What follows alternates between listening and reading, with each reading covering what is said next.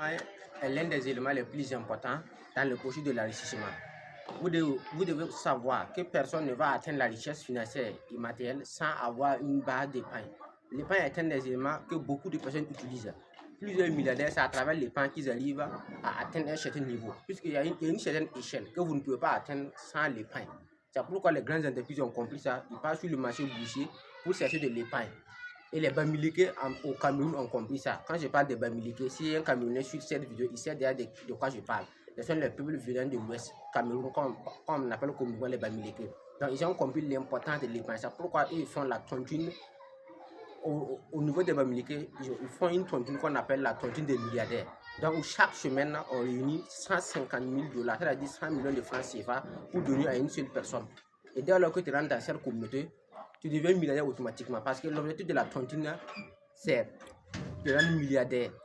Donc dans cette vidéo, nous allons parler de l'épargne. Qu'est-ce que c'est que l'épargne et pourquoi l'épargne est extrêmement important dans le processus de l'investissement. Si vous venez de me découvrir, moi c'est Adama Sawaro. Dans cette chaîne, je parle également du business, je parle également de l'éducation financière et de la technologie. Si les thématiques vous intéressent, sachez que vous êtes au bon endroit. N'oubliez pas de l'activer la cloche de notification pour en couvrir les éventuelles vidéos que je partage sur la chaîne. Comme je le disais au début de la vidéo, l'épargne est l'un des éléments assez importants dans le processus de votre enrichissement. Quiconque veut atteindre un certain niveau doit forcément avoir de l'épargne. Et nous allons parler de comment épargner efficacement votre argent. Et la première étape, c'est comprendre d'abord son profil. Ici, je parle de profil. Qu'est-ce que vous faites réellement? Ici, quand on parle de comprendre son profil, c'est quelles sont vos entrées d'argent. Êtes-vous un salarié? Êtes-vous un entrepreneur? Êtes-vous un travailleur autonome? Avez-vous des investissements à quelque part?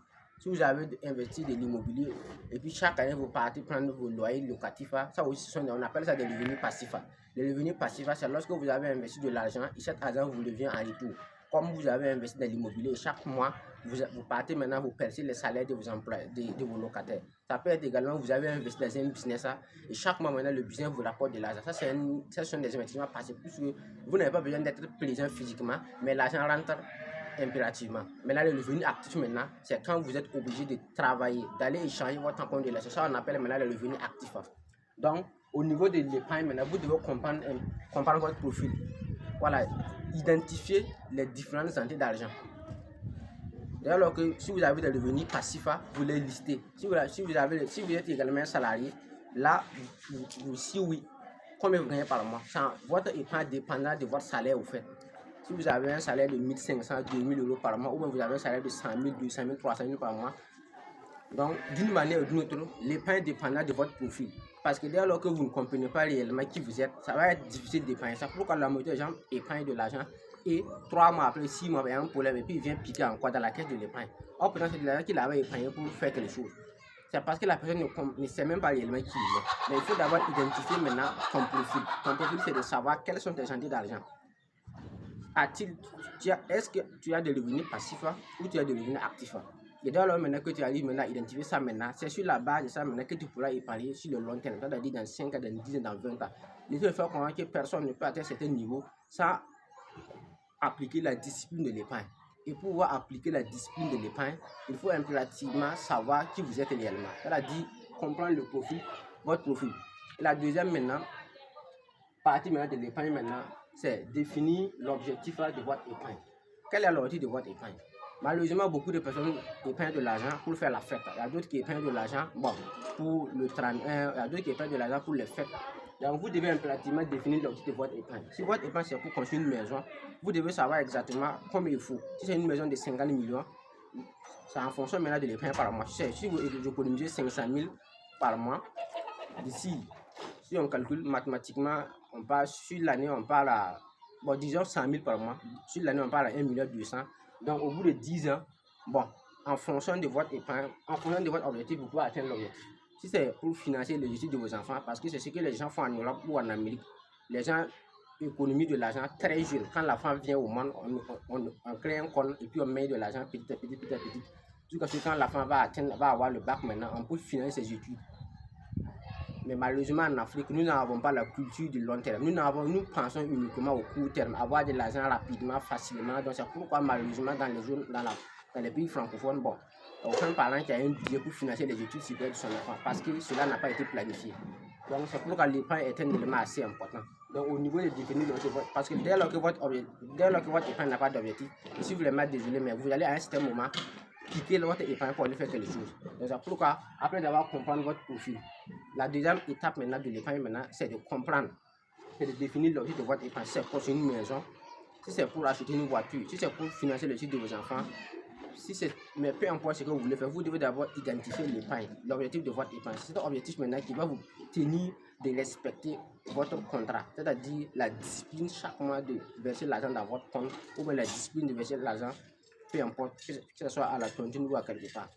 Donc, après avoir maintenant défini l'objectif de votre épargne, maintenant, on passe maintenant à la troisième étape maintenant qui est avoir un plan d'épargne. Vous devez impérativement avoir un plan d'épargne. Au niveau du plan d'épargne, tout dépend de ce que vous gagnez par mois. Et comme je l'ai dit précédemment, comprendre d'avoir le profil.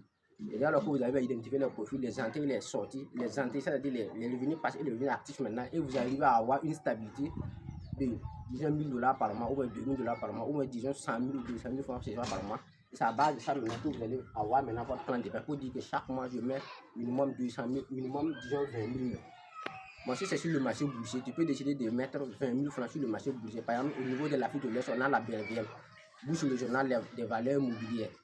Donc, au niveau de la BRVM, tu peux avoir des entreprises comme Total, comme Sonatel, comme en tout cas, il y a plusieurs entreprises sur le marché boursier de la BRVM qui proposent des rendements très très importants.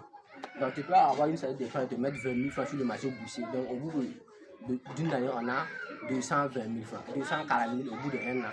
Donc, avec la statistique des intérêts composés, tu vas te rendre compte que dans 10 ans, dans 15 ans, dans 20 ans, les points que tu avais mis sur le marché boursier, ça devient une fortune colossale. C'est pourquoi Einstein disait que les intérêts composés est la 8e merveille du monde. Donc, vous devez impérativement avoir un plan d'épargne. Dès lors que vous n'avez pas de plan d'épargne, ça va être compliqué de tenir sur le long terme. Parce que le plus important n'est pas de commencer, mais la discipline de tenir sur le long terme. Donc, la douleur de la discipline. Donc, c'est pourquoi le plan d'épargne est extrêmement important. Donc, voilà ce que je voulais partager dans cette vidéo sur les 3 types d'épargne. Donc, premièrement, c'est comprendre votre profil d'abord. Qu'est-ce que vous êtes réellement? Parce que de la même manière qu'un fonctionnaire investit son argent, un entrepreneur ne peut pas investir de la même manière, puisque le fonctionnaire, lui, a un revenu stable. Donc, par exemple, la stratégie des intérêts composés est bel et bien envisageable pour les fonctionnaires parce qu'eux ont un revenu stable. Chaque mois, l'argent rentre. Chaque mois, l'argent rentre. Donc, eux peuvent appliquer la stratégie des intérêts composés.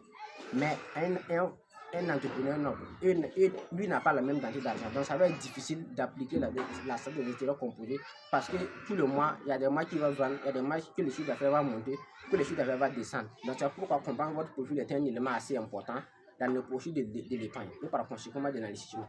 Et le deuxième point que j'ai soulevé, c'est définir l'objectif de l'épargne. Vous devez avoir impérativement un objectif. Parce que dès lors que votre épargne n'a pas d'objectif, c'est zéro.